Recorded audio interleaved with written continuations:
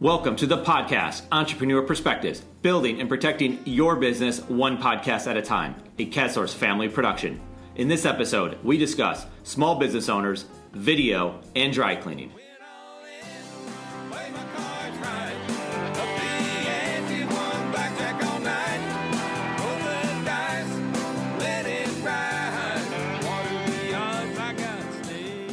Our guest today is Cynthia Kay. Cynthia is a known speaker, author, and communicator. She is also a spokesperson for small business and is the president of Cynthia Kay and Company, a video production company located in Grand Rapids, Michigan.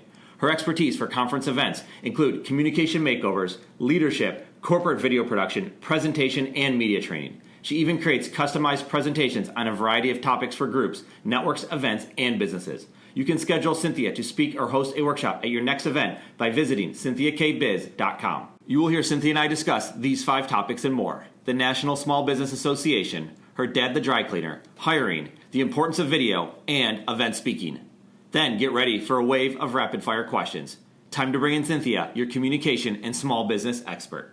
Cynthia, welcome to the Entrepreneur Perspectives podcast. It's great to have you today. Oh, thank you so much, Eric. I'm delighted to be with you. Yes. So I want to know, and I know the listeners want to know, when did you know you wanted to become a business owner? You know, I think it was when I was really, really little. And I really attribute that to the fact, a family-owned business background. And my dad used to take us from the time we were literally old enough to follow directions to the store with him on weekends, and he'd put us to work, and I would do all sorts of things. So my first job was in production. That means that I checked in all the dirty laundry and swept the floor. And then I moved up to being the counter girl, and I call that my first job in sales. And then my dad finally got to the point where he trusted me to open and close the store and take the money to the bank. That's when you actually took money to the bank. And that was my first job in management. And that was from when I was a little kid. And there was nothing like the feeling of running the store or thinking you were running the store. So I knew from the time that I was little that I was going to own a business. Yeah, and we just love that about entrepreneurs. I mean, because I'm the same way, where you just have this feeling that it's just baked inside of you, and there was your father, encouraging you along and bringing you and putting it right in front of you on a daily basis. Do you see this with a lot of business owners? Because we're going to get into this some more, and I know you talk to business owners, you're an advocate for business owners. Do you see that with other business owners, that either it started with them at a very young age, or there was this aha moment or this incredible experience that they had that led them to then become the true entrepreneur that they are today? I think it can work both ways. I will tell you that a lot of the business owners that I talk to had some kind of role model, and it might not necessarily have been a family member, but they may have worked in a family business when they were growing up, or they knew people who owned businesses. And I think they observed how happy these folks were and how confident they were and the joy that they got from running their business. And so that became the path. Now, there's a whole nother set of entrepreneurs that I call the ones who got tired of the corporate life. These were people who worked in large organizations and really felt like they either weren't able to have an impact or that they could do it better. And I think that's where a lot of folks get that urge to start a business. They've got this great idea that they're trying to sell to someone else that they work for, and they just aren't getting anywhere. And then, there are those folks who have been downsized out of large corporations who, frankly, don't want to go back into that environment again. And that becomes that one lucid moment where they go, I'd rather work for myself. Yeah, there's so many different ways to get to the destination or to get to the new journey, which is what entrepreneurship is. It is a journey. It is nonstop.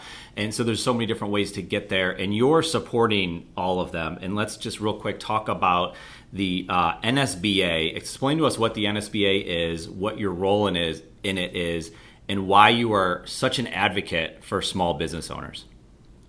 Oh, and I love to talk about NSBA. So to begin with, it's the National Small Business Association. And this is just an amazing organization that is made up of small business owners and entrepreneurs from across the country. And many of the members of NSBA come from the statewide organization. So, for example, in Michigan, there's the Small Business Association of Michigan, and it is one of the core groups of the NSBA. But there are also individual members in states where there's not a statewide organization. And the whole role of this group is to advocate for small business owners. And if I can paint a picture for you, if you're a small business owner, you know how hard it is to be able to just keep up with the day-to-day work in your business. We wear so many different hats. You're the HR director and the IT director and the sales manager and the janitor. You're all of those things. And so you're so focused on your business that you may not have the time or the resources to devote to advocating for small business. Well, that's what the National Association does.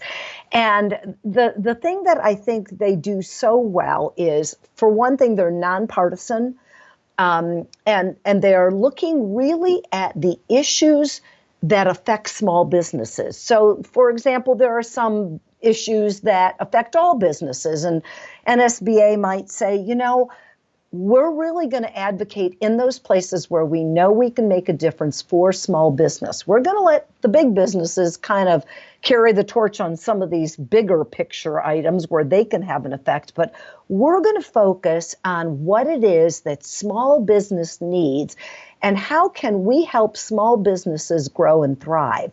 And so that means they're looking at areas like health and human services, environment, economic development, taxation, all of those things that are keeping small business owners from being able to move ahead. And we go and we lobby on the Hill. We join the fight with other organizations and make the voice heard. We go out into our communities and we promote, raise up the profile of small businesses with national media. And so it's someone that really has the back. If you're a small business owner, we got your back. We know you may not have time to do it, but business owners like myself, and I'm currently the board chair, I've got things pretty well underway, and I can step out and I can go out and be that voice for small business.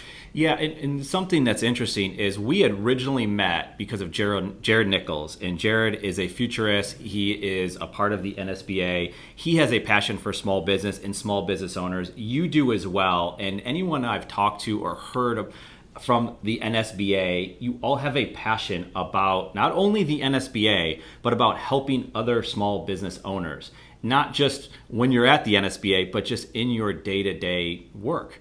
And I find that to be fascinating because it's not something that is just benefiting you. It is truly a cause that you are after, all after, and making sure small business owners are being heard. And, I think there's one additional thing here that I just think is really important. When you look at legislation and what is happening today, both on the statewide level where, obviously things get extremely complicated from state to state, but also on the national level, the issues are very, very complex. And today it's easy for people to hear a headline or a soundbite and develop a position based on that. And that may not be the whole story. And in fact, most of the time, it's not the whole story. And so what I find really refreshing about organizations like NSBA is they really get into the meat of the topics and look at it from all aspects. What are the unintended consequences of some legislation?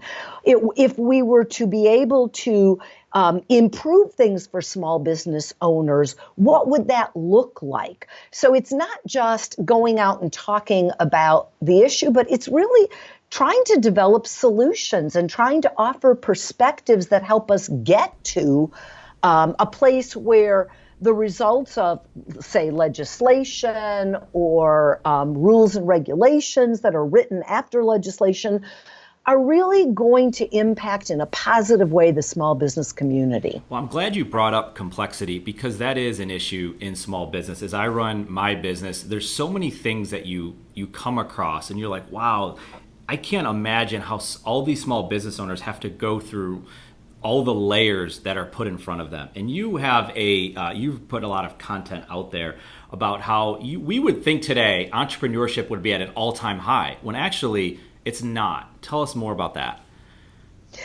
Well, there's actually net negative growth in small businesses. And I believe that, honestly, that is because business owners today, when they look at things like how do they access capital and how do they deal with regulations due to taxation and the whole issue of providing health care. I mean, the issues are so complex that many business owners kind of throw up their hands and say, I don't know where to start, or I think the environment right now is not good for small business. And so they don't go out and follow their dream. They don't go out and make that leap of faith to start a business. And to me, that's sad, because what happens is, there's that ripple effect. When you look at, just my small business. So I started with myself and at the time had a partner and soon bought them out. But I've got 10 people on staff now. I'm looking to grow and hire more people. I'm looking to expand my business. Small business owners are job creators, but if they don't take that first step, if they don't start that business, then they can't get down that path to where they're employing others, they're buying goods and services. And I think that people are simply afraid. I think that, and especially with some of the regulations where there is great concern about not necessarily that they are maliciously trying to evade certain, regulations and rules, but they simply don't know. And yet they can find themselves in great difficulty because they simply are not aware of regulations that they have to comply with. So I think that becomes an issue, and some people, just don't feel they're equipped to take it on. And we understand that. Just yesterday, we were meeting with someone, and they're branding their business, they're branding their company, and as we're looking through things, we're not just looking on the marketing level, just at the surface of let's go brand their business. Are they do they truly own the name? And in this situation, they did not own, we went to the Secretary of State, they didn't own the name of that business. They owned another name, but not the one that they're actually trying to brand, right?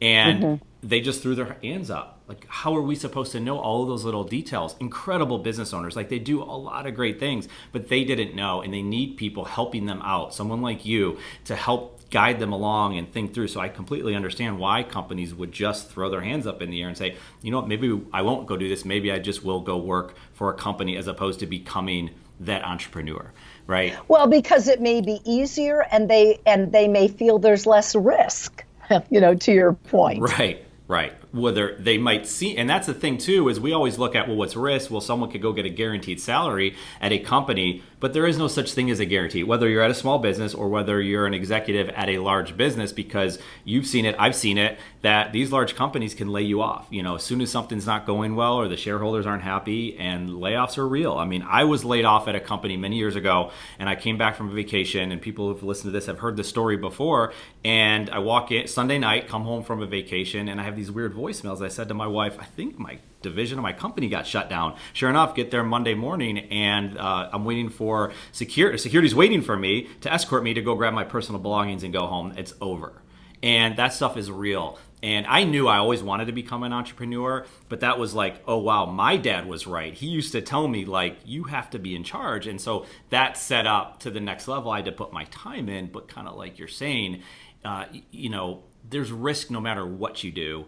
And if it was easier, it would allow more people to become an entrepreneur. And that's what the NSBA is there for, to help small business owners. You're not alone, right? Well, and I also think, too, that, one of the questions I often ask entrepreneurs is I say, who would you rather bet on? Would you rather bet on that larger entity or that larger company or that employer, or would you rather bet on yourself? And when I asked myself that question, it was, I'll take the risk, because I would rather bet on myself and my ability, even in the tough times, to be able to find solutions and to be able to figure things out so that I can sustain the business, and then when times get better, grow the business. I'm happy to tell you that in over 30 years in my business, I've never laid anyone off. We have never laid a person off. We've never played that game of you staff up to meet an immediate need, and then when the need is gone, you lay the people off. I think that, when you do that with people's lives, there are just so many consequences. As a business owner, I feel like when I make a commitment and I hire talent, that I want them to be with me for the long haul. And so, you have to be careful. But I think entrepreneurs are folks who are not risk adverse. Not that we ignore the risks. We understand there are risks. We're just willing to take that risk because we see the vision of where we're going. Right. And you're willing to bet on yourself, which is a question. It's so funny that you say that, because I asked myself that same thing. And if you are not, then you know where you need to be, right? You know you need to go find a company, and you can go bet on the best company that you can get a job with. And there's nothing wrong with that. But absolutely. In fact, I will often talk to folks who are investigating whether or not they should start a business. And I have advised some people that they are better off working for someone else. It is not for everyone. And I think we have to be cautious that we don't overpromise and paint this rosy picture of what it's like to be an entrepreneur. It's great, but there's a lot of things about it that are not so great. And so you have to be realistic about whether or not you truly have that passion and that you truly have the ability to be able to start and run and grow a business. That's absolutely right. And you started touching on this subject of hiring. And this is something, again, that you've spoken about at your presentations and in articles that you've written. Hiring is difficult, right? You compared it to, you don't always hire to just staff up like a lot of companies do. We have to staff up for this one project and then everybody's fired. No, you're looking to hire at the right time. But as a small business owner, it's hard to do. Not only is it the time to hire? What do I hire them for? Where do I find the person? As someone who advocates for small business, how do you help small business owners think about hiring? Well, there's a couple of things. And I think you have to start first by looking at what is the profile of the employee that works in a small business. Because I believe that the person who wants to work and really thrive in that environment is a very different person than someone who will work in a larger entity. So, for example, I think, folks who work in larger companies are a lot about the prestige, the name, the title, the complexity of work, the specificity of work. I think that's different than the small business employee who is more concerned about, can I play a bigger role in this company? Do I have the opportunity to do more than one thing? Because in larger companies, they will often specialize. Whereas in a smaller company, you have the opportunity to be cross-trained and work in a lot of different aspects of the business. And I think the small business employee has to have an attitude that is like an all hands on deck, because that's really what a small business is about. We're about being responsive. We are about personalized attention to customers. And some employees don't deal well with that. That's not that's not the way they work. In a small company, you can't go hide somewhere. Everyone knows what you're doing and when you're doing it and why you're doing it. And it's very collaborative because you've got that smaller team that you're interfacing with all the time. So the first thing I look for when I'm hiring people is attitude and the profile of the person. Are you a very self-directed, motivated individual that wants to contribute, that wants to play a bigger role, and is willing to do a variety of different things? So I say, look at that and see, does that person fit that profile? And then I think the second thing that when I'm hiring folks is I am really all about, you don't wait until you need people to hire people. It takes a while, especially in a small business where you're training them on a lot of different aspects of the business. It takes people a while to get up to speed. I generally say, it can take anywhere from 6 months to a year to get folks to where they're really productive and have a depth of knowledge about the company that you have. So I'm always looking out at least 6 months to a year down the road and hiring people and getting them up and trained before I need them. And I believe that's very hard for small businesses because you want to say, well, I need to see the business coming in. But if you wait that long, you won't be able to get folks up to speed. You won't be able to give them the proper onboarding and training and teach them what the culture is like and how you work with people. So you need that time in there to be able to do that. So those are, I think, pretty much the two key things. And I guess the third thing I will tell you is that when I look at people, often someone will come through my door and I may not have a position. In fact, one of my key employees came through my door like 15 or 16 years ago, and we had no position. But I was so impressed with the person and the quality of the person that I made room for them, even though I didn't see an immediate need or a need down the road. But I felt like this was a person that would really be ideal for our company. So I say, be on the lookout. Always talk to people, even if you don't think you're going to be hiring in the immediate future. Those are all great points. And if you think about the entrepreneur, because you talked about risk before, you had the ability to go start your business. And then all along the way, this journey that we talk about of being an entrepreneur comes up with these new things that you have to think about, which is hiring someone. So you're now telling me I am going to hire someone because I might need them or I probably need them in 6 months. And I think if the entrepreneur sees it from the perspective of, I've already gone in. I'm all in right now. Just let's keep going, because if you truly believe in your mission and what you're trying to accomplish at your company, that you are willing to then say, I get it. I will go hire that person now because this is what I'm about. I'm going to need this person. And then you're being true to yourself, right? In the way that you're thinking ahead in your small business. Well, and also when you're hiring people, if you are looking at adding either a new product line or a new service line, you want employees to be in upfront. Because they will then help and influence that product or service. And so if you're thinking of growing your business in terms of products or services, you want to grow the employees along with that new offering. And so, and it may mean that you're subsidizing them for a while, but I think that's an investment that's a really good investment. And we know that it's hard to find good people. And we know that there are, at large companies, there are lots of perks that perhaps small businesses can't offer.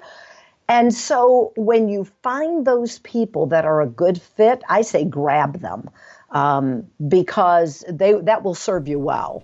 No, we totally agree. Well, if you think about like in football, you don't see in college football or the NFL, they don't go bring in a wide receiver in the middle of the season and throw them out in the field. They usually aren't going to have that success. They need that someone who's been around them for a long time, right? And that's kind of what you're saying. Absolutely. Is keep them. They have to have just been a part of your culture and everything that you have going on. So, You've spoken about your team now, Cynthia Kay and Company, which everyone knows is a video production company. We know and we hear how important video is. Tell us why you think it's important. Well, frankly, it's a really good time to be in the video Yes, business. I would say so. There's a couple of things. I think that the world is obviously a very different place today for business. There's so much going on in terms of social media and the proliferation of devices where people are getting their information. And if you just look at those two things alone, you see why video is playing such an important role, because today people aren't sitting and reading on their iPhone or iPad or tablet, right? They're mobile, and what are they doing? They're watching video. Why? Well, for one thing, it's easier. It's easier to access a video. Video streaming has become much more efficient than it was years ago. You're not sitting and waiting for things to buffer. And frankly, video is more powerful. It's one thing to read something that a person says. It's another thing to actually see and hear that person saying something. It's one thing to read about a product. It's another to see someone demonstrate that product. It's one thing to have someone talk about, well, I love my company because, and it's another thing to see that company in operation.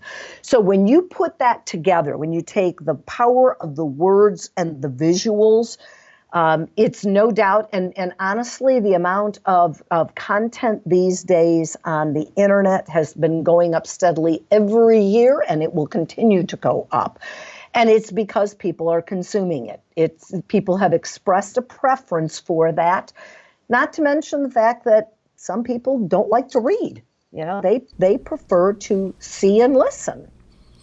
So your video production company, you said this is a good time to be in video. I think it's always been a good time to be in video, but now it's to that next level. Did you even foresee this coming?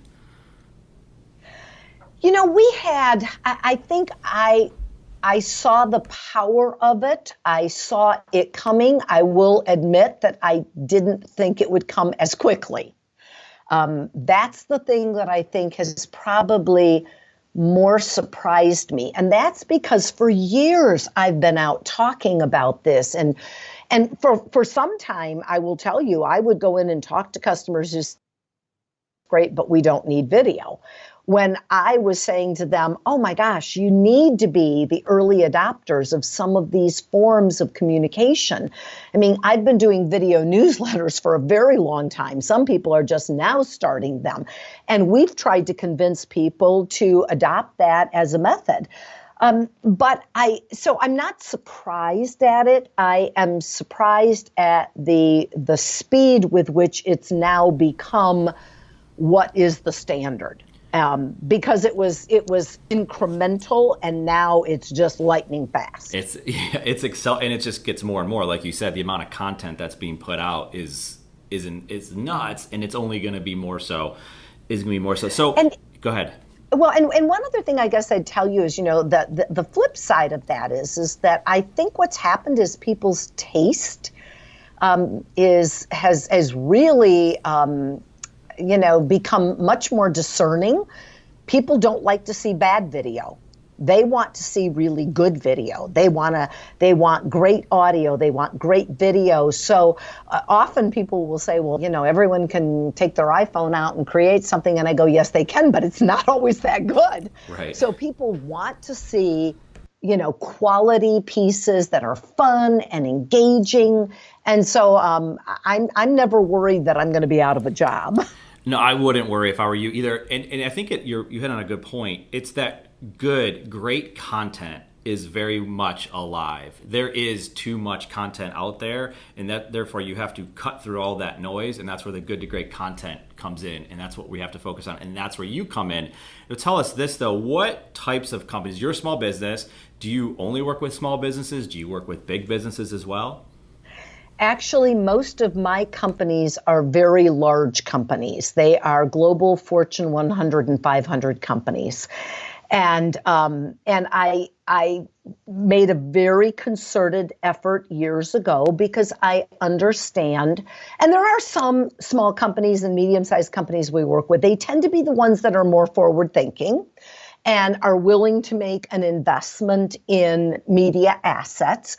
But we find that larger companies are far more complex and have a lot more need on a consistent basis. And what they are often looking for is a resource that will get to know them, will advise them, will create things for them on very tight timelines, which we do. It's not unusual that we'll get a call on a Friday and be on a plane on a Monday somewhere around the country. But larger companies have tended to be definitely our main source of business. And for some small businesses, I think that can be scary. They've heard the horror stories about big companies. I just absolutely adore working with large companies because they are willing to give you the freedom to create things and are willing, frankly, to put some budget in there so that we can really do something that's going to give them some results. But we've never turned away a small customer. We have a number of customers that want to do something very simple, and we're happy to do that as well. That's part of the reason why we have some of our younger team members, and then we have all the way up the ladder to those who have 30 years or more of experience. And what we try to do is really match the project with with the skill level of the people that are needed. Because a simple video shoot that's very well shot, you probably don't need someone with my expertise. If you have a complex product launch, you're going to want people who have more experience. So we try to match that so that we don't overproduce or underproduce. It makes sense. You're talking about a strategic relationship because you have these large companies out there, and we all know that a lot of large companies do a lot of different things. But you're telling us, and we've seen this as well, that a large company knows what they're good at. And they're going to say, we're good at this, but we need someone like Cynthia Kay and Company to come in here and do the video production. And then you know what you're good at, which is video production, public speaking, leading workshops, writing books, those different things. But when it comes to things where maybe that's not your expertise, is that when you go outside of maybe hiring someone internally and go form that external strategic relationship? Sure, absolutely. And what I can tell you is I'll give you just an example from my background. So we have a lot of very large companies who will do national, international trade shows or huge corporate events. We might create all of the video assets that are used at those events. We might create what I'll call the show, but we don't stage it. I don't go in and put up staging and put up backdrops and do lighting for massive shows. That's an area where we'd bring in another partner, or where a large company would have a partner that does that. I think it's important that you know what your core strength is, and you have to be very careful about stepping outside those areas where you do not have expertise. It's one thing if you're trying to develop some additional capability, but what you don't want to do is do something that is so far outside of your core business that it will take you longer to do, you won't be as efficient or as cost effective, and in fact, you might fail. You need to know what you don't know. Know what you're good at. I love it. And the strategic relationships that you can form out there because of your involvement with the NSBA, or if it's another entrepreneur and they're involved with some other organization or have networked with other groups. It's amazing. And now you can connect with anyone almost anywhere and form those relationships and build trust over time and work together with these other groups. There's just so many talented people out there to work with. You're doing a lot of networking. You're speaking at a lot of different events. Obviously, you have a lot of different clients. You are an incredible public speaker. A lot of your videos are you presenting in front of large audiences. What are the topics you like speaking about the most, and what are the types of groups or organizations you speak for? Well, and I that is so incredibly kind of you to say. I really appreciate that. I enjoy what I do, and I think I have a level of expertise in certain topic areas that I think can be really effective for some people. So I've written a number of books, and one of the things that I speak to a lot of organizations about is small business for big thinkers. Because even though you are a small organization, it does not mean you should think small. And so I have, a workshop and some speeches that I've done that I really talk about how to get down in the trenches and really win big business. And big business is a relative term. If you're a very small organization, big business might mean, a medium-sized business as a client. But what I like to talk about is how do you run that small business so that you can really connect in powerful ways with speakers. And it's everything from how do you hire the right people to how do you decide how to respond to an RFP, how do you compete and price, how do you maybe give something away to get more business. And I think we, as small business owners, we have to really think about where are we going, because we can't waste resources. We have to be very intentional and thoughtful about what we do. So small business for big thinkers, and I've spoken to a variety of groups on that, from chambers and Rotary clubs and economic clubs to trade organizations, women in small auto repair businesses all over. So it's a really fun topic, small manufacturers. The other thing that I think is really important is that I think most people in this day and age really need to think about doing a communication makeover, because we are constantly being bombarded with information.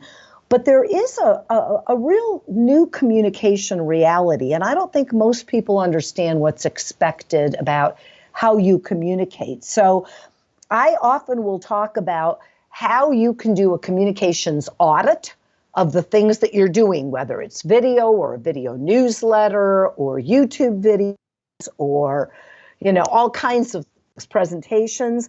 And then how do you maybe make that over so that you can update it and really use communication as a strategic initiative that moves your business forward? I think sometimes people think of communication as an expense, and they really should be looking at it as an investment. So I talk about that.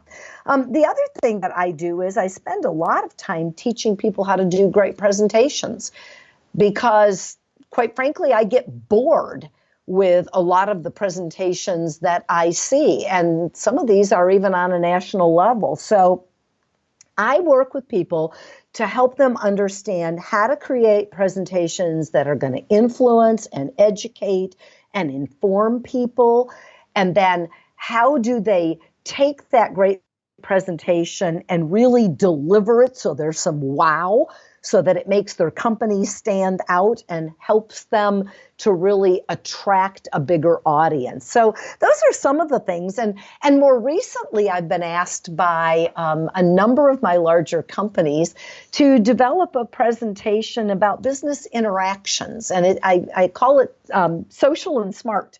And I think for as much communication and interaction as we say we have in the workplace, I think there are some very basic common sense things that we have lost track of. And so I talk a little bit about the fundamentals, about how you can move into a social situation and feel comfortable, because there's a blurring of when does business stop and when does social time start. And quite honestly, that's where a lot of people, and specifically younger folks who may not have the experience in the business social reality, can make some pretty devastating mistakes, and it can cost business. So that's another area that I think has been really good. What I like is you've you've acquired this knowledge, you've learned because you have this experience, and what you've done is once you've acquired this knowledge, you said, I can turn around and teach this. So this is a way for entrepreneurs to see what are you good at, and then turn around and help others do that, because you've become a master in that. Now you can get up and lead a workshop, you get hired to speak at an event because you have the knowledge on how to do this. So you are now branching out into these other ways and creating new streams of revenue for yourself and for your business that people will happily pay for, because you're going to help them be better at whatever it is they're trying to be better at within the business.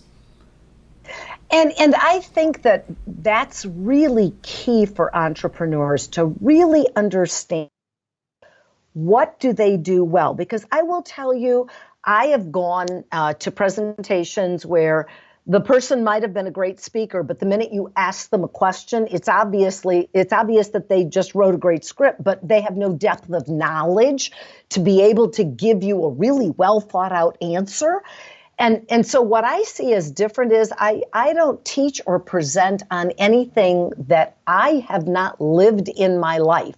And that means I've also made some of the mistakes and figured out how to not make those mistakes again. And I think that's the value. And I love to share stories, frankly, of things that I haven't done well, because I think we learn more from those interactions than we do from interactions where we've gone in and been successful, but we don't know why. So a lot of what I do is real down in the trenches with real examples, and maybe helping people to take those and apply those to situations in their own life so that they can have a learning and move on. But I'm always fascinated when I find and I meet someone who has a depth of knowledge in something, and especially in today's world, because I think a lot of people, there's a superficial knowledge and you can tell it's salesy and it's glitzy, but there's nothing there when you go behind the scenes. Right. It doesn't go deep. And someone who was a master, and I want to take this back a little bit to one of the, you mentioned early, is your father, who was a business owner. And one of my favorite articles that you wrote was the lessons you learned from your dad, the dry cleaner. And if you're to look at that, and there's many lessons, and I'm sure there's many more that couldn't fit on any blog post or any video that you did, but if you were to identify maybe one thing your dad taught you that has made the biggest difference for you in business. You know, I learned really early on from my dad about really understanding the joy of working. And I often will say, no one can pay you enough money to do a job you don't love. I see a lot of people who are extremely unhappy. And when I ask them, why do you continue to do it? They go, well, I'm being paid pretty well. And I have to question that to say, really? Because I think you could be paid as well, if not better, doing something you love. My dad had a passion. And, you know, it sounds funny to some people, but my dad loved to take in clothes and go back to the spotting board. And it was a challenge to renew and revitalize those clothes and to make them look like new and to put things so that the crease in it was perfect. He had great joy in doing that. In fact, years after he sold his dry cleaners, he wanted to continue working. And my sister owned a business in Raleigh, and it was a rental company, and they branched out and were making designer linens. And when my sister opened a laundry, my dad was in heaven, because he could go back to his days of when he was a dry cleaner. And one night, my sister came downstairs, and my dad was working late. And she walked up, and he was at a board where some of the linens were sitting. And she heard him kind of whimpering. And she goes, Daddy, are you all right? And he turned around, and he said, I love spotting. And my sister started to laugh. I mean, the man was there at 8 o'clock at night, standing there getting the spots out of the linens, and it was pure joy. He had a passion for it. And so I think what he taught me was to always love what you do, because when you love it, it's not work. And I feel that way about my job. I go out, I meet with people, I get to know their business. I am passionate about it. It's not work for me. I mean, sure, getting up and getting to an airport at 4:30 in the morning is not always fun. Right. I will give you that. But when I get on that job, I love it. In fact, I laugh at people when they say, well, have you thought about retirement? And I go, why would I retire? I love what I do. I mean, certainly people need to make plans for the sustainability of their business. But if everyone could be as happy as my dad was doing that job, and by the way, just so that you know, my dad was a trained CPA. He was the first one in his family to graduate from college. He was not an uneducated man. And yet what gave him joy was doing a great job, working with his hands and connecting with his customers and doing something that made them happy. And that's what I learned. And I encourage people to do that. You know, don't worry about the money. The money will come. Do what you love. I really believe in that. It's so inspiring to hear it. And that article not only inspired me, but it's inspired people that we've shown it to. It's just, it grabs them. And what you just said there takes it to another level, because it's you saying it, right? Because you lived it, you watched your dad go through it, and now you're living it for yourself. And I mean, for us to hear it, for me to hear it, I'm the same way. And I've told people in our office, like, when you come here, if you really love it, you're not going to want to leave. You're not going to care. You're not going to think that it's work. It's what you're saying right now. And it's amazing to be able to witness that, like you've witnessed it yourself. And obviously it's led you to have so much success. And Cynthia, I feel like as we talk, you're like writing the script for entrepreneurs to follow. There's so many different things, whether it's the very beginning and to take the risk upon yourself and to get into it, and saying how entrepreneurship is not for everybody, and to hire at the right time, and to form strategic relationships, and to learn what you are good at and take advantage of it in a positive and a genuine way. So I really appreciate you coming on here, taking the time to talk about these topics, because I think you are, just to make it very simple, you're really good at what you do.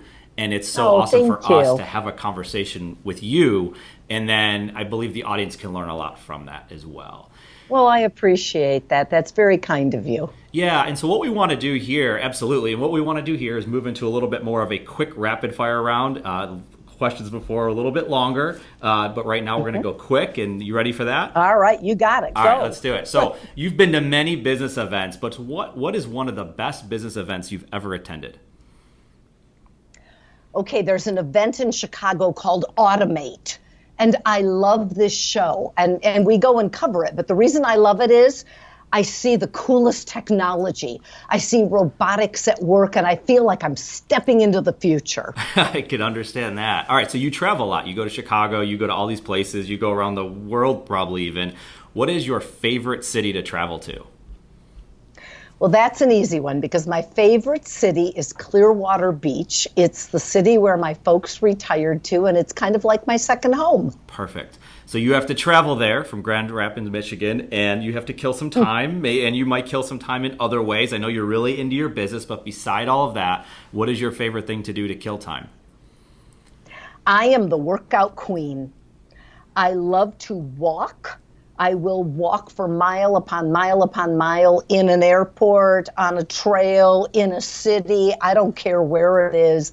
I love walking. Okay, so just real quick and add on to this one. While you're walking, are you just thinking? Are you listening? Are you talking to somebody? Well, I talk to myself a lot. But I listen to music a lot, and sometimes I listen to podcasts, and sometimes I just have nice silence, because I find that when I sometimes have silence, my very best ideas come to me. Good combination.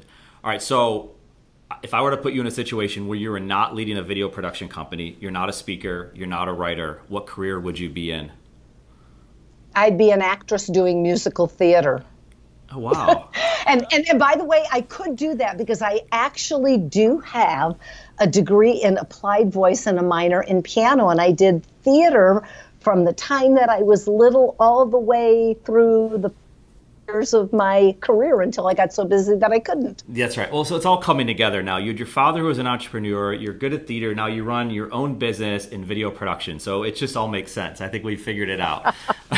So you mentioned your book before, and you write a lot, and you are creating scripts for your videos and everything else. So you're a published author. Real quick, give us a plug for your book.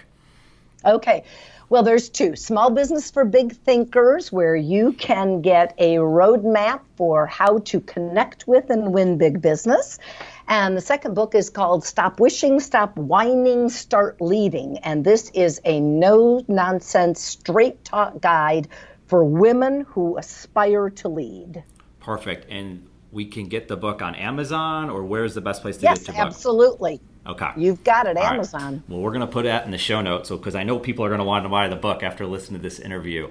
So going into social media, we've mentioned that a few times. For business, what is your favorite social media app today?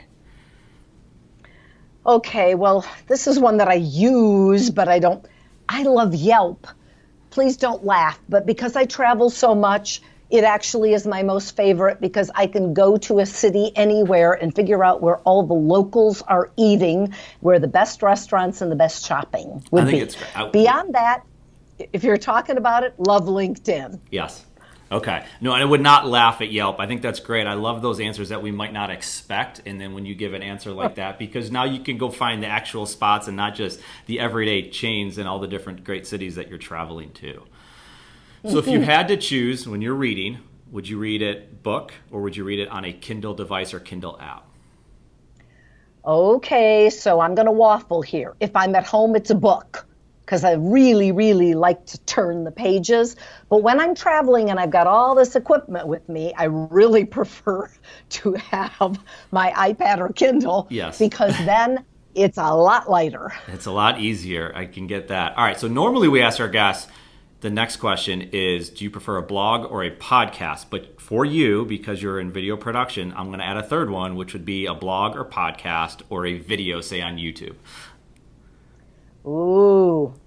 Okay, so the first one's video, the second one is podcast, and the third would be blog. I'd always go for the audio and the video. Got it. We expected that, but we have to ask. All right, so we've already talked. We know that you travel a lot. You are getting on an airplane. You're traveling wherever you go to. Do you prefer the aisle seat or the window seat? Always aisle. Okay. Because I like to get up and stretch and walk. And you got to walk, I'm right? I'm not a good sitter. Yeah, I can see. So are you walking down the aisle of the plane and like, would you tell this woman to sit down, right? No. True. Or if I'm traveling overseas, I want it to be somewhere where I can stand up for a while too. Bit, yeah, it takes a long time. All right, so now a question that's very important. This is like everything else, now we're getting into the meat of it. So we love sports. I think you like sports as well. If you could only root for one sports team for the rest of your life, what team would that be? The Detroit Lions. I am not a fair weather fan. I wouldn't. Yeah, if you're a Lions fan, I love them whether they win or they lose. Well, you've had some interesting times as a Detroit Lions fan. I know some here in the rabid fan base. So you guys have some good things going on. Maybe is this the year? Do you say that in Michigan? Do you say like this is our year every like because in Buffalo that's what we say, and it's never our year. So is that what you guys say in Detroit, in the Detroit area? Oh, I think we do. We are eternal optimists. But we just think we haven't been able to bring it all together yet. Yes, that's it. Well, maybe this is the year, so we'll just end it on that. Well, Cynthia, it's been a pleasure. Again, like I said before, we really do appreciate it. You are just good at what you do. We call it like we see it. Oh, thank you. So thank you for the time that you spent. We'll be watching it. Love your videos. Keep putting that content out there. I know a lot of entrepreneurs, small business owners, big businesses can all learn a lot from listening to you. So thank you again. Oh, thank you. And thank you for this podcast because there's nothing better than hearing from entrepreneurs. That's right. Well, thanks, Cynthia. Cynthia, it was absolutely awesome having you on this podcast. From the leadership Cynthia brings to the small business world to her teachings on communication, Cynthia is an entrepreneur you need to follow. The perspectives from Cynthia on owning a small business and loving what you do are now perspectives you as a business owner and entrepreneur can use for yourself. And for that, Cynthia, thank you. And for anyone looking to bring in a guest speaker or workshop leader for your next event, or if you're looking for video production services, feel free to contact Cynthia. You can visit her website at cynthiakbiz.com. If you have questions, feel free to reach out to me directly. You can contact me on Twitter at Eric_Kaz or with the same name on Instagram, or you can find us at KazSource.com with links to us on the different social networks. Thank you for listening to our KazSource podcast, Entrepreneur Perspectives, building and protecting your business one podcast at a time. Until next time, we're out of here.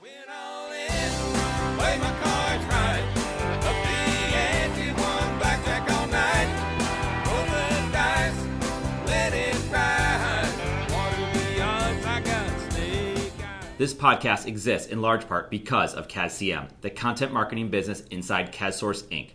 KazCM is excited to bring the content marketing services used at KazSource to you. Learn more by visiting KazCM.com. Thank you so much for listening to this podcast. It's a big deal to us. We hope you found value in it, and if you did, we would be incredibly grateful if you gave us a review on iTunes. Remember to subscribe to this podcast and feel free to share it with anyone you know. More than anything, thank you again for listening. We appreciate it.